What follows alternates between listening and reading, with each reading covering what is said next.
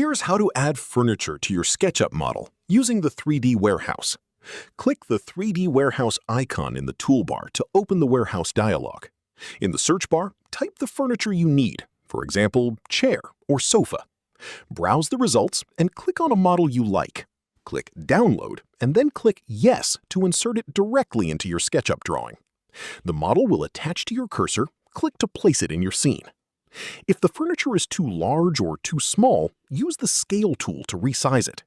Click the Scale tool, grab a corner handle, and drag to adjust the size to fit your space. Use the Move tool to reposition the furniture along the red, green, or blue axes to place it exactly where you want it in your model. Repeat the process to add as many furniture pieces as you need. Search, download, and place them one by one to build out your interior layout. If this helped you out, hit that subscribe button for more straight-to-the-point tutorials on Step by Click.